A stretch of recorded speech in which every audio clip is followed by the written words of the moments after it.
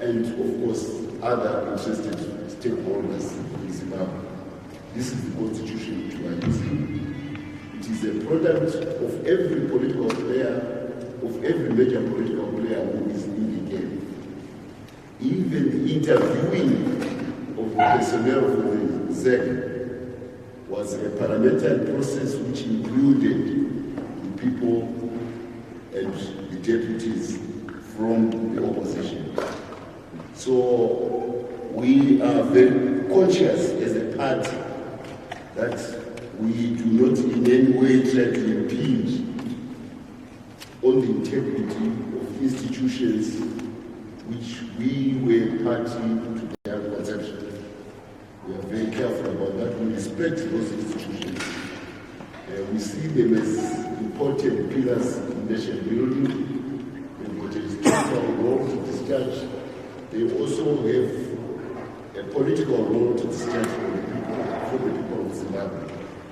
So I want everybody to bear in mind that the constitution we are using was a collective effort of MDC, who is now moved into the CCC realm, of which Advocate Nelson Chamisa has become the leader of that particular formation.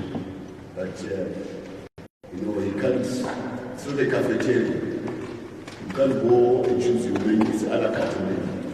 It's offered as it is. You can't choose what you want in the constitution. You should participate in it and then reject other.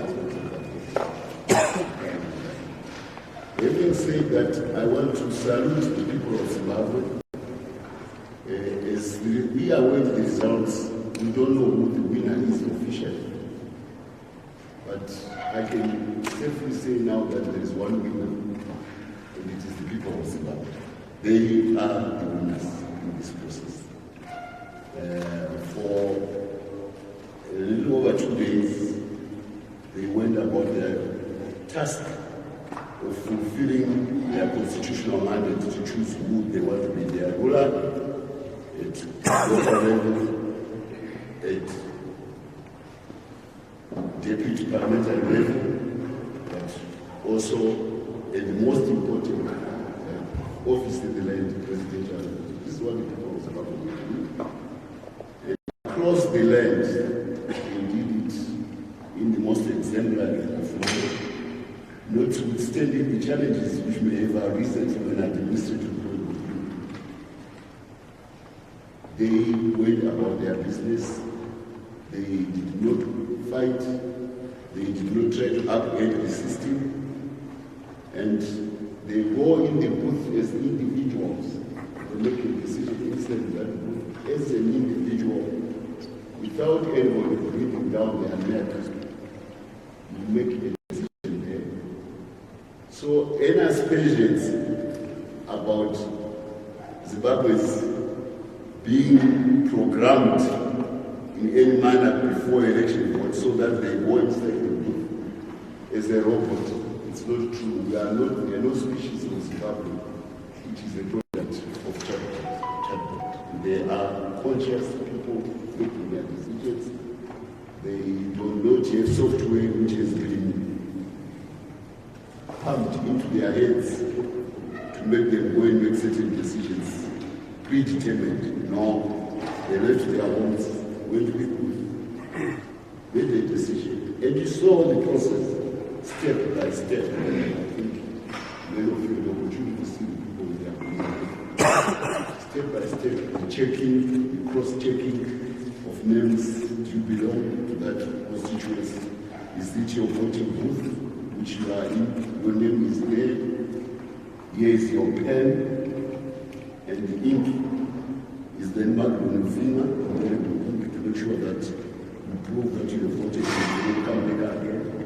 And then you are given the freedom to go inside the voting booth and make your decision. So people who try to make a lot about the pre-environment of elections want to make it as if people of Zimbabwe are software programmed. No, they are not software programmed. They make conscious decisions. And there were efforts at trying to make an issue about the voters' law. Of course, the constitution of the country does not oblige. But anyway, people went to court about the matter. In a Republican constitution, there are three arms of power: the legislature, the executive, and the judiciary. They question each other. The laws we are applying have been made by the Parliament of Mutsvangwa as indicated here on 23. The application of the law is made by the executive wings of the government. In the event that there is disputation or infringement, any Zimbabwean who is a constitutional entity is free to go to the courts, which was duly done by a number of individuals. And the effect of it, of course, was that we went headlong into the elections with a lot of litigation. This was an attempt to make sure that the system is seen to be transparent. So as a Labour Party, we have no issue about people going to the courts to go and find a determination about any infringement. We actually applaud the courts, including a new novel entity called the Electoral Court, which is meant to make decisions as quickly as possible so that it does not upend the democratic process of voting as proclaimed by the President of the Republic on a particular day. So in any event, we need to congratulate ZEC, but notwithstanding all those litigations, they still managed to have a voting on the 23rd of August, by and large. Because of the litigation, and because it's the first time that we are using the electoral courts, it really made ZEC work overtime. The mistakes were made, definitely. There were also time delays, there were also logistical issues. And we are very happy that the precedence, the supremacy of the people exercising their vote was the guiding principle in general, and an extension was given to those polling booths where voting had not yet started because voting material was late. It is in the same spirit that ZEC will be much to the chagrin of the ruling party, allowed certain members of the opposition who had 10 days to register as candidates, but only left it in the last minute to register as candidates. They 10 days. They went there without their money, without their documentation complete. And ZEC made a decision that the voting, their registration be extended until midnight. And the closure was at 4 o'clock on the 21st. So here is a bias by ZEC towards giving every Zimbabwean an opportunity to go and vote. Yes, there was a decision by the courts, High Court, on certain candidates which was then overturned by the Constitutional Court. It was in the same spirit that the Constitutional Court felt that the vote is very important. We must give people a chance to vote, rather than to say administrative issues hold the people from voting. I want to remind the foreigners who are here, the foreign correspondents, we are the first national liberation movement in modern times to fight an armed struggle to the point of victory and force an armistice on secular minority racist aggressors and really invite the end of their imperial sponsor, England, to host an armistice called the Landers House Agreement in 1979. Out of that,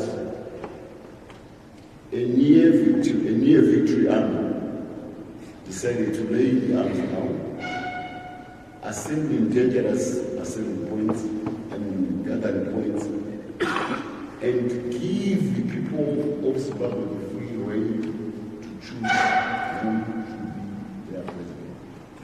By the way, there was no voters involved in the constituency. There wasn't. In the event, we assumed office by the ballot box in 1980, not by the ballot. Many other countries, I won't mention them, made national liberation movements, took it upon themselves that because they want to make that victory, they are the government. We actually became a template for the United Nations amity program. I've said in several countries, I was no. It became a template of how to resolve issues after armed confrontation in a nation. So I want to emphasize that our democratic credentials, one, they were hard earned by our sacrifice. Two, we actually exercised that democratic right to assume office. I want to dispense the sanctimonious notions of some certain Western countries, particularly those with an imperial record which never gave Africa democracy, to try to say they can now become proselytized democracies. No.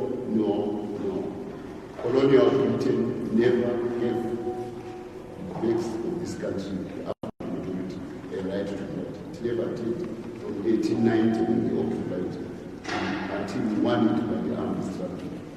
So, equally, Washington, a country which has got a history of slavery as the mainstay of its original economy, cannot come and say we are paragons of democracy, therefore you Zimbabwe, you must do things our way.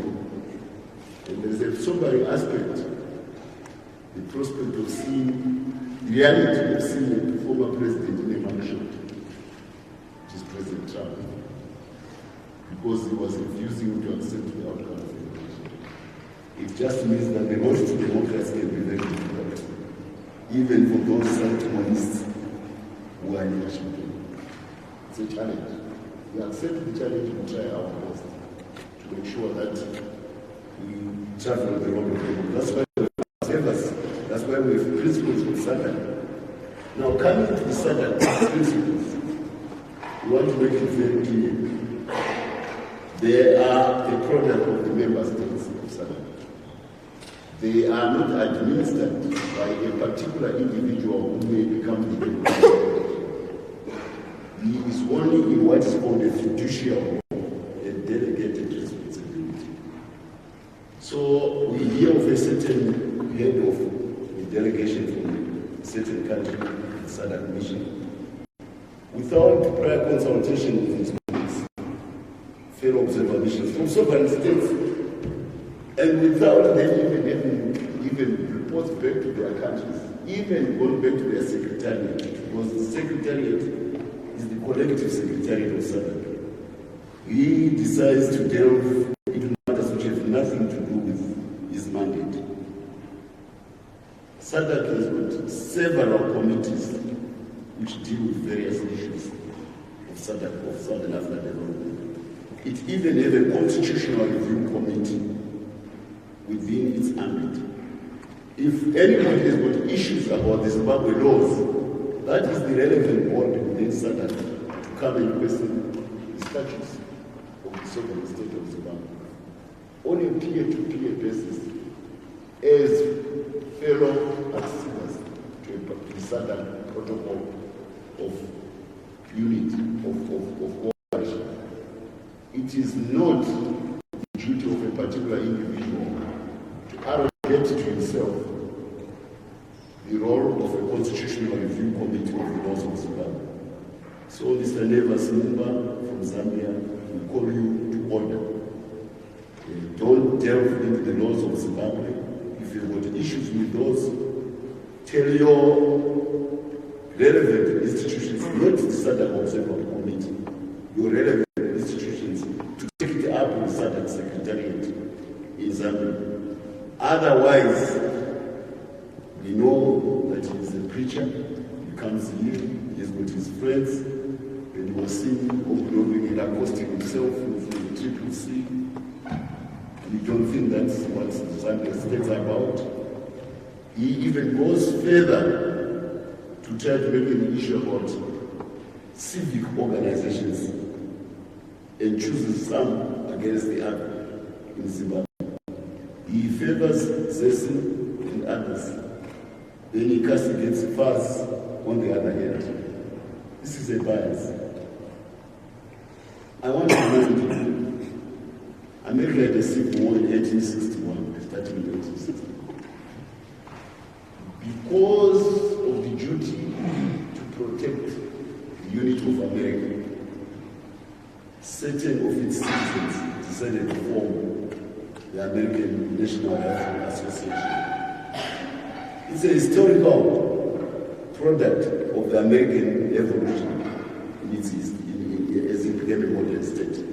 Today, the NRA is one of the most active of American civic bodies. To the extent that it now decides to lobby for certain politicians with a bias toward Republicans. Not only that, you hear of periodic massacres of school children, of people in shopping centers. Because America says you've got a right to have a gun. We went through a civil war. We went through a liberation movement. One time the gun was my friend. It's the only other thing I could war from, besides my enemy. But we dropped after independence, so we know guns. We don't have a gun culture. But the Americans have maintained a gun culture which is now causing so many massacres in their country. But nobody wants to speak about that from other countries. Now you want to make an issue about our historical circumstances. Our people are natural vigilant because they fought a war. And they will continue to be vigilant. And they have institutions which are a continuation from that war like us, of our people, like civic committees which are looking at security and intelligence to say, are we safe? I always emphasize the point. If in Zimbabwe you go to a rural area of certain places and you cannot be identified as to who want to marry or not get married to, within 3 to 4 hours, CIO intelligence organization, you know. Where does that come from? It comes from war. You hate to know who is who. Know your friend, know your enemy. If you don't, die. That's what, because there was all sorts of nefarious institutions of terror, of murder, of disappearances, the Zanu Scouts, the Special Air Services of Zimbabwe. All these institutions, Fumorevan, these are historical institutions which made it life difficult in rural areas. So vigilance is natural in Zimbabwe people.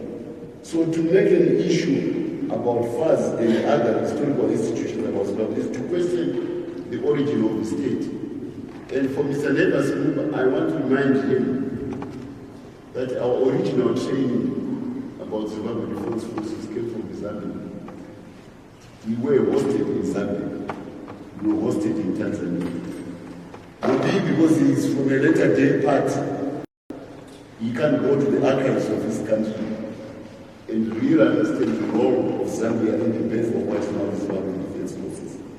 I want to politely remind him to go and read the history of this country before he starts castigating Zimbabwean entities. It's not right. Every country has got its own history. That's why I made an allusion to America and its National Rifle Association. And by the way, the Americans had actually copied it from England, which is also a National Rifle Association. So the idea of vigilance in communities is not new. And the idea that an association can lobby for its interests, just like the National Rifle Association does in America, it's not new. It is the same as this trying to lobby for the interests of the opposition. But there's a the line in the sand. You don't allocate yourself the role of a statutory body which has got the sole responsibility of collating and announcing elections. It's not your duty. let that board which does the job be given the full mandate to try to have a parallel system so that you instigate prejudice and you try to challenge the integrity of our institutions before they've completed their job. No, that won't be accepted. We know the pain of giving birth to the Zimbabwean state. We know the threats which face the Zimbabwean state. We make a distinction. There is the Zimbabwe state, we take it as it is. There is political contestation by political parties. That is allowed. You can contest for political party. But the moment you try then to challenge the legitimacy of the Zimbabwean state, and to challenge it on behalf of post-imperial interests in Europe and in America, incenses us. More so, some of us will vote in that way. Because the birth of the Zimbabwean state was a painful process. Out of every 5 people I went to war, only 2 came back alive. And most of them with maims and traumas of that war, and blinded and unable to cope with life afterwards. The Zimbabwean state is sacrosanct. We will go to any length to defend it. And we will do no interference, and we fear no power to defend the Zimbabwean state. We have no issue about people contesting these political parties, because it's a constitutional provision brought by the same army and defended by the same state. It is the same state which defends that aspect. Yeah, they all speak peacefully, even the opposition today, just like the ruling party, all of them. What makes you feel that you can come to Zanu headquarters free and sit like you do and take your pictures? It's because you know there's law and order in the land. Who is administering that law and order? This is about the state. Please, give it respect. Yeah. Give it respect, the Zimbabwean state. So I want to emphasize the point that we are dismissive of the ramblings and mouthings of Nevers Mumba, who abuses his judicial role as the head of the Zimbabwe Sadak Observer Mission and arrogates to himself a dictatorial mandate as a solo individual to say, I'm here to promote the interests of a fellow preacher. He's a preacher. He probably used to come and compare the Bible notes with Chinese lady. He's a preacher. So their camaraderie in the gospel of Christ has nothing to do with his role as an observer of Zimbabwe elections. We await the outcome of the elections. I will not try to say who is winning, who is not winning, because it's not our role as a party to do that. It is the role of ZEC. We leave it to ZEC. We remain confident. The same confidence which made us campaign so hard, the same confidence which made our president scour the land, holding rallies, meeting churches, meeting businessmen. That I will get the vote to make me the president of Zimbabwe. We remain confident that we will score a majority which will make him the president of the republic. And with luck, we may get even 2/3, way beyond what is needed to rule the country. We may get 2/3 majority. We only be able, of course, with the simple majority, which gives us power. But we know if the people of Zimbabwe were winning, we get 2/3, we celebrate. We have no problem with the performance of the opposition. It is the appeal to the Zimbabwean electorate. That's why I say that the winner in this election is the Zimbabwean people. They have shown the whole world that they can exercise democracy in their own way, in a peaceful manner. Have the patience, the fortitude to stand for hours, even extending into the night, because they value the insertion of their eggs on a piece of paper. Clearly, that person is not pre-loaded software driven. No. He's making conscious decisions. And that's what the people of Zimbabwe do. They made conscious decisions to guide which numbers become free. They also make conscious decisions to go and put their eggs on the board which they fought so much for. That's what I wanted to say by and large. On a separate note, we have our Vice President of South Africa, who was part of the BRICS Plus Summit. We are very happy of the progress which the BRICS have made as a putative global institution which is meant to address the historical neglect and marginalization of the global South.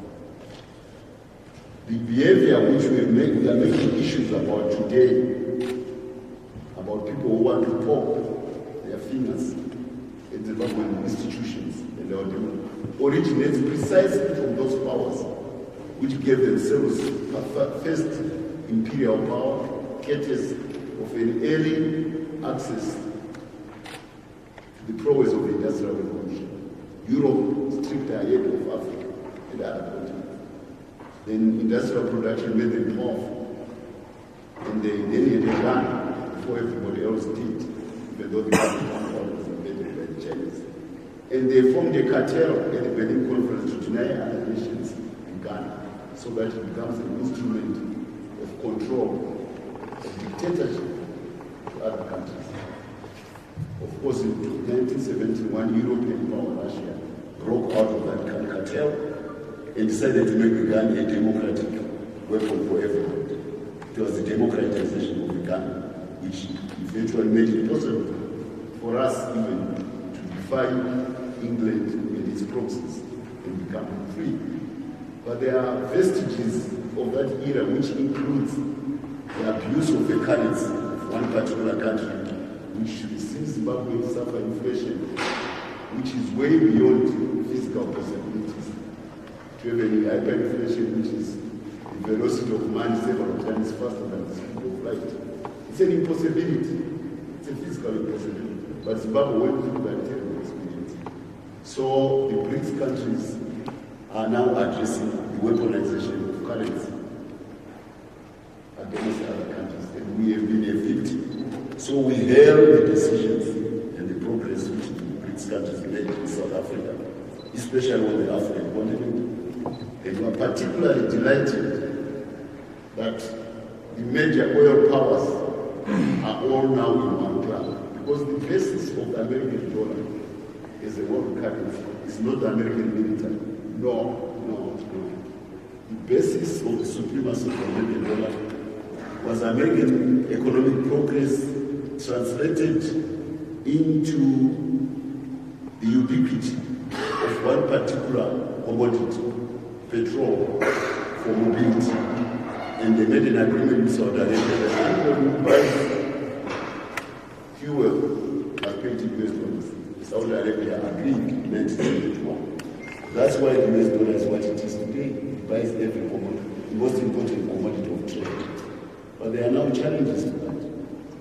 And Saudi Arabia is now a competitor because America is now a net exporter of fuel. So they are competing on the market. Maybe Saudi Arabia doesn't want any more US dollars because it is competing with America for the market. So to have Saudi Arabia, Iran, UAE, join Russia, and together they account for 70 to 80% of the global production of petroleum. And if they can decide that we use local currencies or our own national currency, it's good. After all, we in Zimbabwe have made more progress already by using gold as a way to get out of inflation, which was buffeting us because of the weaponization of the US dollar. So we are on that road already. We say to the others in the BRICS countries, as they seek for a new way out of the weaponization of the US dollar, we say, welcome on board. We have been for 22 years trying to struggle out of that predicament. So more are joining us. Isn't it a good thing that we are trailblazers I told you about what we did from ballot to offices and great office. We were trailblazers. Here we are there. We are trailblazing in a major geopolitical financial paradigm, which is a resistance to the weaponization of the dollar. The main thing is it has started. You may fulminate as to why, you may argue as to why it's not going to be easy, but you can't argue from the rationale to the right. And once there is a rationale, there will always be a will. And when there's a will, there is a way. More so, when the biggest buyers of oil now are Russia, are China, with the second largest economy in the world, and India, the fifth largest economy. These are the economic powers, emerging ones, and they are all in the club. It's a good thing. Maybe America may also now begin to know that it should cut its cloth according to its size. Because you can't sustain that kind of military always by printing money and loading the burden of inflation to the world. It costs 4 times for Africa to borrow money than America pays for it. It costs 8 times for Africa to borrow money than Europe pays for it. Can you imagine the burden of development which we face because of the abuse of the Western currencies? So hail to the BRICS. And I'm very glad that Zimbabwe formally acknowledged that it has applied for membership. We were searching for this global institution which would serve our interests as a country, because we struggled as a landlocked country under all circumstances to defend our integrity, our independence. Now it's a wave. The more the merrier. We are happy with that. So there is a warning and a caution to those who, when they come for election observers in Zimbabwe, they want to act as surrogates of outside forces. That's why the police moved against some of those organizations. We are happy that they were nipped in the bud, because they were trying to abuse social media to create contestation based on falsehoods about who has won and who hasn't won. When the referees won, you don't have 10 referees in a match. You have only one referee in a match. You can't have 10 whistles, 4 or 5 whistles refereeing a match. You can't have that.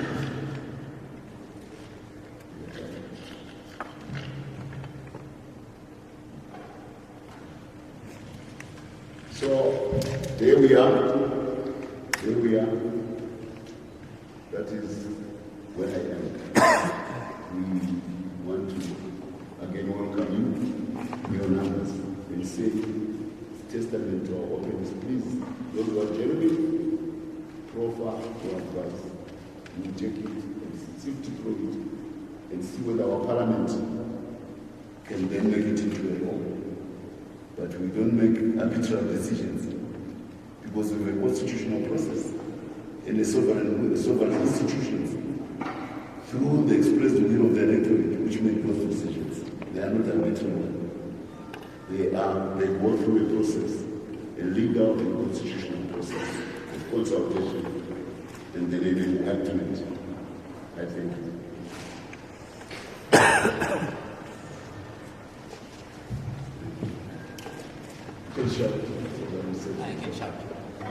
Thank you. Thank you so much. Unfortunately, Ambassador, I will not stand up for the sake of my colleagues that are shooting right footage.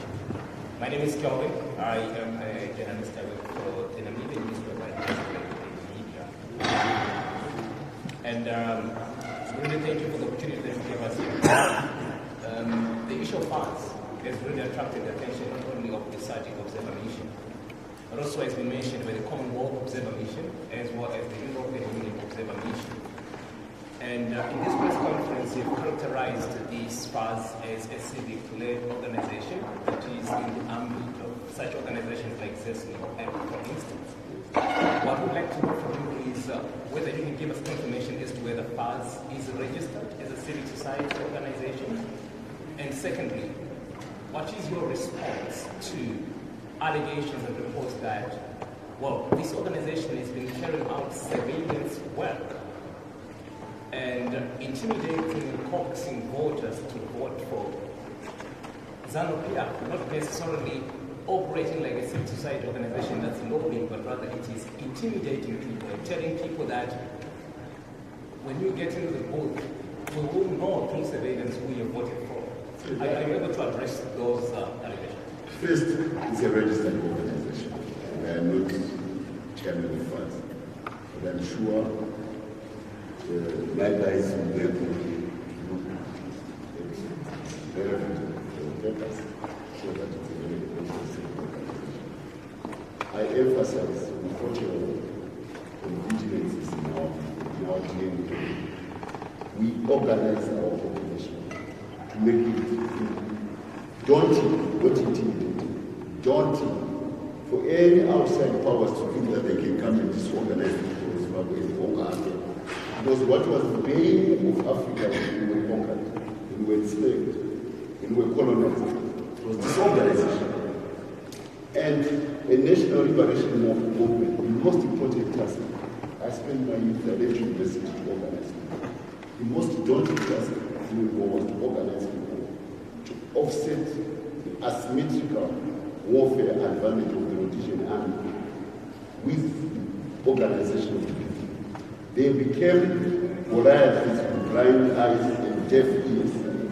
We became Davids, if I can use the Bible quotation, with open eyes and wide open ears. We had information. Information is power. We will never, as a country, relinquish our role of trying to get information and intelligence for the protection of the Zimbabwe state. That's why I gave you the experience of the American National Rifle Association. That's why I gave you even England as a civil institution. We have no apologies to make for institutions which are of their origin in our hard fight for independence. We have no apologies. Your second question about fuzz intimidating, I repeat, people go in a booth as individuals. They are not shepherded into a group. They make decisions as individuals. The Zimbabwean voter is not programmed by software for fuzz. It's not. And the performance of the other opposition parties, particularly the main opposition parties, is testament to the fact that people of Zimbabwe are making decisions on a free will basis. Look at their votes. Look at their votes. So why would you want to look to disrespect Zimbabwe vote? Why would the first want to actually impede on the integrity of Zimbabwe because they know that at the day of voting, he is alone in a booth and making a decision. If anything, what you have alluded to precisely will be a losing government on the part of us because the decision what is made by an individual inside the booth. It will be folly for us to do that because it will make them lose supporters. So I want to say it is the same effort to lobby or to predetermine what is government wanted to do by social media lies which come from the other organizations attempting a child. Some of them are nefarious, all of them are nefarious, but still they don't in any way make this Zimbabwean voter fail to make an informed decision once she or he is inside.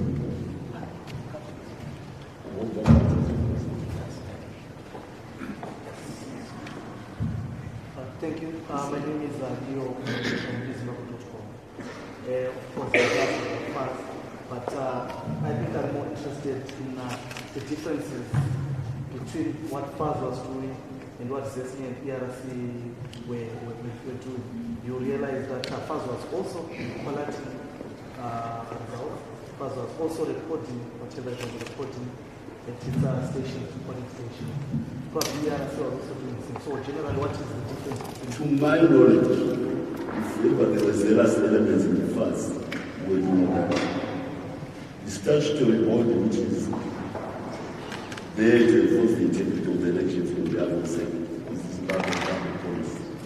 It intervenes where there may have been zealousness and the FAS were told to march off and they complied. It's different to having a collection of gadgets in safe houses where you want to give your own version of the results of an election. Yeah, everybody knows what is happening now. You have algorithms standing in for people. Each time you try to check on your software email, you are asking, are you a robot? You are not. So the danger really comes from those with gadgets, more than from anybody else, because they misinform through social media. And to have an army of people connected to other countries, necessarily quartering in safe houses and hotels, and arrogating themselves the role that we are there to make sure that we supervise SEC. Who gave you that role to supervise SEC?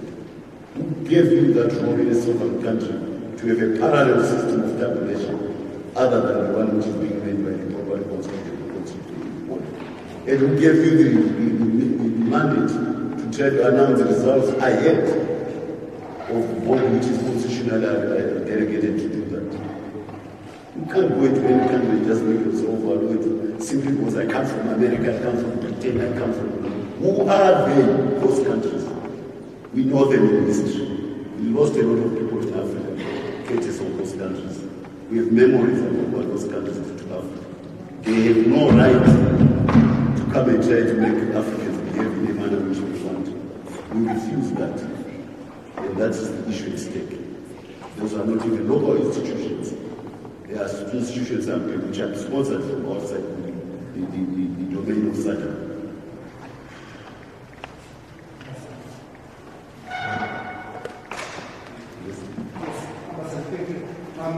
Just two quick questions. You said that Zambia doesn't have the mandate to announce results. Last night, the finance secretary of Zambia, Patrick Namasa, said Zambia was winning 68%. That is sort of announcing results and deviating from that position that Zambia said is winning 68%. And on the subject, Ambassador, why does Zambia think that is only they have the monopoly of doing right? Why do they think that when everyone else disagrees with them, they are wrong and they are puppets of the West? Zambia is the only state with narrow path. I'll answer the first one. One is quantitative. The answer for the last question. You look at the history of the party.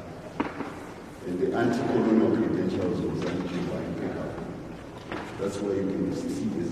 All the black faces which are in this building, they will probably be country head boys.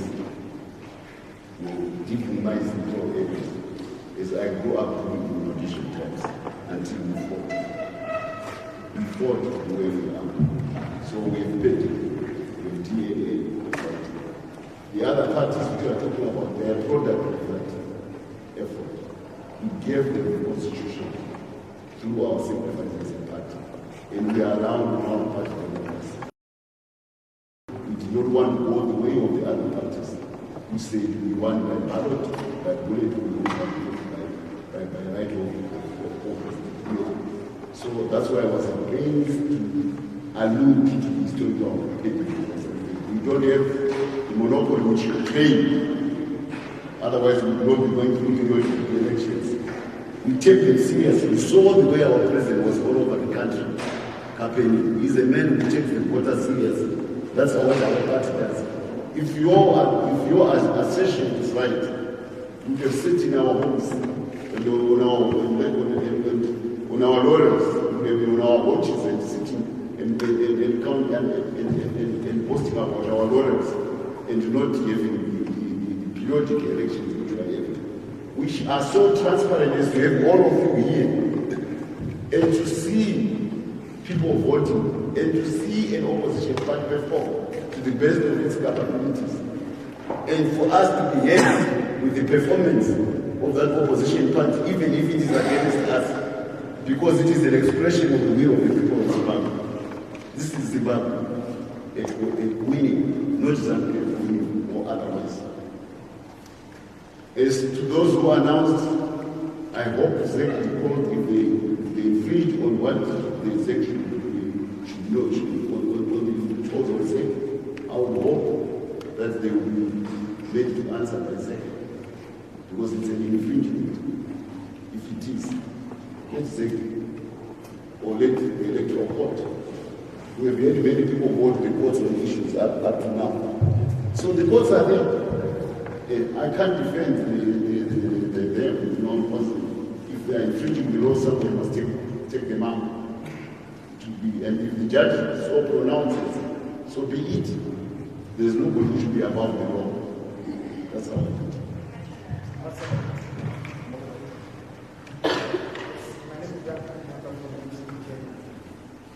The AU, the Commonwealth, they've called out because they are saying, well, first they gave an assurance that it will resolve 6 weeks ago. Then comes the next day, we had areas where the election didn't take place until it continued yesterday. And therefore they are saying the whole mess by ZEC sort of puts the credibility of this election in question. What is the position of Zanu with regard to the assurance by ZEC on 21st that he was not 6 weeks ago, then Bulawayo, Harare, there was nothing to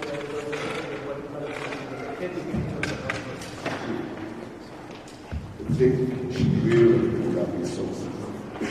We learn, that's why it's a learning process. I'm sure from these lessons, next time we'll be back to that.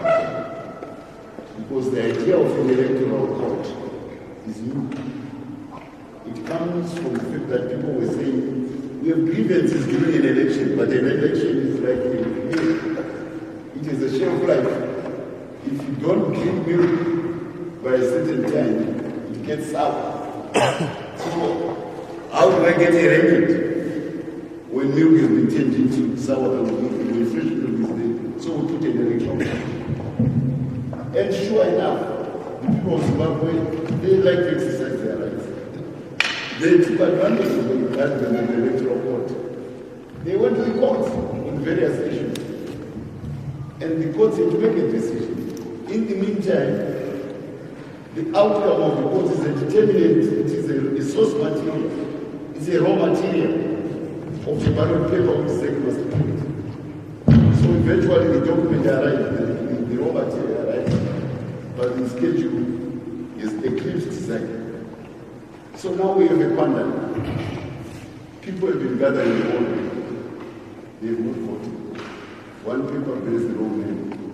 It is the level of the party, but the picture is from a different party. You see, now ZEC is a quandary. Now, they make decisions like the judge. What is the worst possible thing we can do? Is to deny a person a vote. Because this is a hard-won right. People sacrifice for that. And if you deny the people a vote, then you deny legitimacy. Because people say, well, we don't believe in vote. So I can understand the one, but I also understand the limitations and the challenges of the sector. I hope as we learn, like I said, we learn our own. We sometimes have to feel the stones as we cross the area. We make mistakes. We make mistakes. But the main thing is to learn. I don't see any ill will. Because in most of the rural vote areas, the voters will be probably supportive of the Labour Party. And in urban areas, the old people who spend hours on the way probably been disposed to vote much more for the Labour Party. So there's no particular claim to say that any particular party will be disadvantaged. But the fortitude of the Zimbabwe people, the way it out, speaks volumes about the respect which they have for their electoral machinery. If they didn't believe in it, you would not have had now 70% out of the electorate, 80% of the electorate voted. In America, 35 is 40% of the electorate turns out. The others don't care. This 70%. Can you not give kudos to the people of Zimbabwe and the confidence they have in their electoral machinery apparatus? That they have the fortitude to respect it, because all your claiming is true. They would not have bothered to go to the court to vote because they know that it was a fruit decision. I mean, please give the people of Zimbabwe their due. They are very educated. They have a history of supreme sacrifice to get where they are today.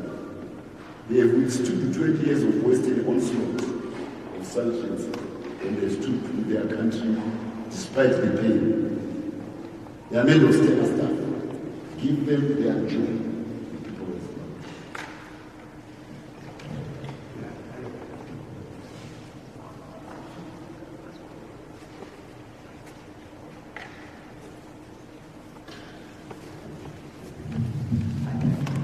You spoke like about the various reservation issue. Could you just summarize in one sentence, tell us what you make of the finding that in SADC, the EU and others that the election was flawed and fell short of the We are looking generally the respect. There's a lot of even the SADC, it does not involve it raises issues which are which have to do with Zimbabwe. So, we wait for the proper report. They haven't given the final report. This is a preliminary report. So we don't want to preempt people for the mandate, they have a mandate, and we will report to their respective offices. Remember, they are not there, they are not there, they are all right. They are part of the office which they are accessible to. So, basically, they are generally a general satisfaction. We can't be perfect, but there is definitely no evil in our